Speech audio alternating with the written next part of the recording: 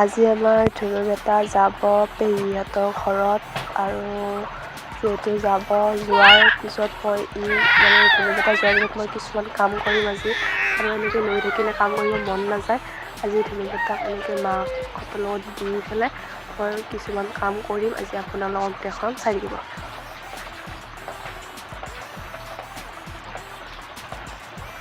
ঐ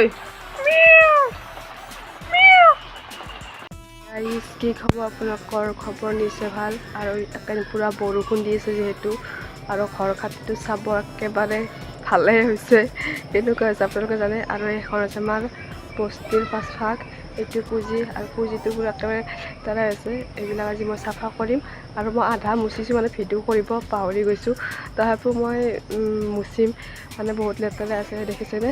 আৰু এইফালে আমাৰ পাণৰ গছ চছ আছে যিহেতু, পাণবিলাকো মানে জেকা লাগি গৈছে, ইফালে অহা নহয় বেছি। আৰু পাণ পাৰিব আহিলে মানে ভাল নালাগে, জেগাখিনি বহুত লেতেৰা দেখিছোঁ, ইমান লেতেৰা আছে। এখানদি পূৰা মই ধুনীয়াকৈ মুচিম আৰু আধা মুচিছোঁ, মানে বহুত দিন মুচা হোৱা নাই এনেকৈ। আপোনালোকক দেখাওক, খুৰীমাই কিবা কৈ হাঁহি আছে, ইয়াত পাণ পাৰি আছে খুৰীমাই পূৰা। এয়া দেখিছেনে, এটা পাণৰ গছ, পাণডালো কিবা জেকা লাগি গৈছে। আৰু এইফালে আধা আধি মুচিছোঁ এনেকৈ। আজি এনেই মুচি চাম, তাৰপিছত শুকোৱাৰ পিছত আৰু ধুনীয়াকৈ মুচিম। আৰু যিহেতু এইবিলাক পূৰা দাগ পৰি গৈছে আৰু আমাৰ হাঁহৰ পোৱালিও আছে যিহেতু ঘৰত থাকে, এতিয়া এইবিলাক যদি লেতেৰা কৰি থওঁ সাপ আহিব এনেকৈ।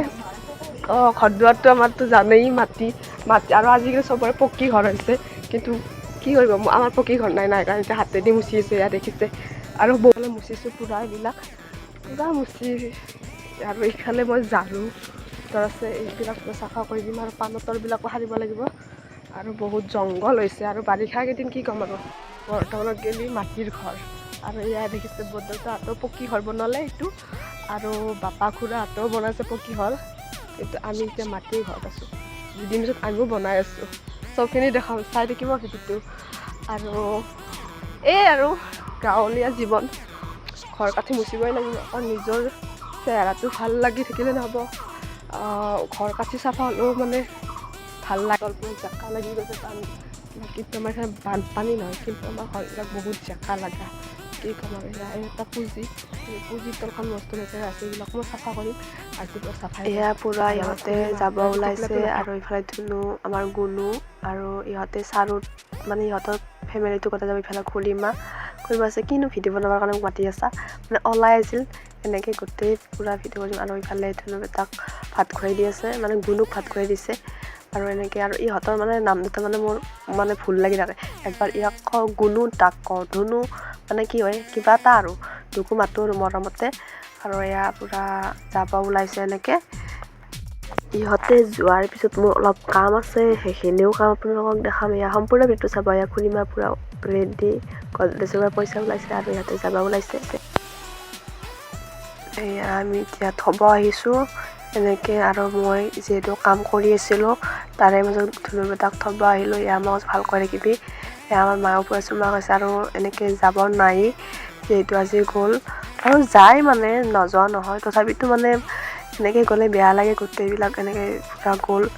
পূৰা এতিয়া মা আৰু মই আছোঁ, আৰু মোৰ কিবা খাবৰ কাৰণে মায়ে মোক কিবা দিছে, আৰু ইহঁতক থৈ আহি মায়ে মোক চিৰা নে কিবা দিলে, তেনেকৈ মই খালোঁ।